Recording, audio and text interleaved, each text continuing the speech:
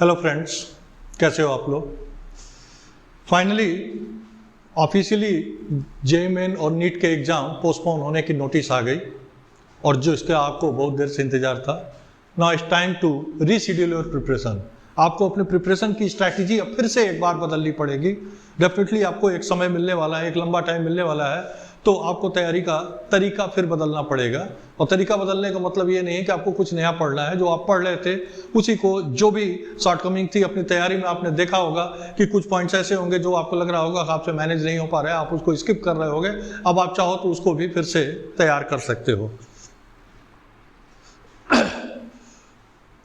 Exams का postpone होना, बार बार postpone होना स्टूडेंट्स के लिए बहुत ही फ्रस्ट्रेटिंग होता है, क्योंकि आप ये तीसरी बार हो रहा है कि आप एग्जाम की पूरी प्रिपरेशन कर रहे हो और जब एग्जाम डेट आपका नज़दीक आ रहा है उस समय आपको ये बता दिया जा रहा है कि एग्जाम आपका पोस्टपोन हो गया। लेकिन इसमें किसी की कोई गलती नहीं है। ये ऐसी सिचुएशन है, पूरा दुनिया इससे लड़ रहा है, पूरा वर्ल्ड इससे परेशान है, हम लोग भी इसमें परेशान है, तो इसमें कहीं कुछ किया नहीं जा सकता है। जो सिचुएशन हमारे सामने है हमको उसको फेस करना ही पड़ेगा, उसमें कुछ नहीं किया जा सकता है। लेकिन ये स्टूडेंट्स के लिए बड़ा फ्रस्ट्रेटिंग होता है, क्योंकि एक वो तैयारी अपनी प्लान करता है और जैसे अभी आप प्लान कर रहे थे, आपको 2 महीने का समय मिला था, डेफिनेटली आप अपनी स्ट्रैटेजी कुछ चेंज किए होंगे, तैयारी शुरू किए होंगे।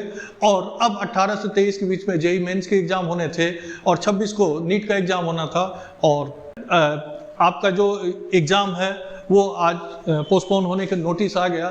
तो डेफिनेटली इससे ये प्रॉब्लम क्रिएट होगा कि अब आप क्या करें। ये आपके लिए बहुत फ्रस्ट्रेटिंग सिचुएशन है, लेकिन आप लोग फाइटर हो, आप इससे लड़ लोगे और इससे जल्दी ही बाहर आओगे। अब जो सिचुएशन है, जैसे अगर हम मार्क्स वर्सेस परसेंटाइल की बात करें तो डेफिनेटली वो डिस्टर्ब होने वाला है, बिल्कुल 2020 के गेम की तरह डिस्टर्ब होना है, जहां कोई एथिक्स नहीं चलता है, ठीक है, कभी भी कोई खेल जाता है। तो उस तरह की सिचुएशन आ रही है। तो अब आपको इसमें लड़ने के लिए, अपनी पोजीशन बनाने के लिए आपको अपनी तैयारी ऐसी करनी होगी कि किसी भी तरह का पिच हो, किसी भी तरह का ग्राउंड हो, आप उससे अच्छा परफॉर्म कर सको। एग्जामिनेशन पॉइंट ऑफ व्यू से करें तो कभी आपको लगेगा कि हो सकता है पेपर टफ आए, कभी आपको लगेगा कि पेपर अगर आसान आएगा तो मार्क्स वर्सेस परसेंटाइल में मार्क्स का रेशियो बढ़ेगा। तो ये सारी चीजें होंगी, लेकिन आगे वही जाएगा जिसकी तैयारी अच्छी तरह से होगी। तो आपको अपनी एजुकेशन, अपनी प्रिपरेशन को इस तरह से प्लान करना है कि कोई भी सिचुएशन रहे आपको उससे फर्क ना पड़े, चाहे पेपर टफ आए, चाहे पेपर आसान आए, चाहे आपको टाइम 2 महीने का मिले, चाहे आपको टाइम 3 महीने का मिले, ये आपके लिए कोई मतलब नहीं करता है। आप अपनी तैयारी काफ़ी दिनों से करते आ रहे हो, उसी को आपको प्लान करके अच्छी तरह से करना है। पिछले वीडियो में मैंने आपको बताया भी था कि 1 जुलाई से मेरी एक क्लास शुरू होने वाली है, डाटा स्ट्रक्चर की क्लास शुरू होने वाली है, जो अब शुरू भी हो गई है। तो आप चाहें तो उस क्लास को आप 30 मिनट 35 मिनट का समय आपको रोज देना होगा। आप उस लेक्चर को अटेंड कर सकते हैं ऑनलाइन, और डेफिनेटली आपके लिए वो बेनिफिशियल होगा, क्योंकि आगे की पढ़ाई में जब आप करते हो, प्रोग्रामिंग के कोर्सेज करते हो, तो डेटा स्ट्रक्चर का अपना एक रोल होता है।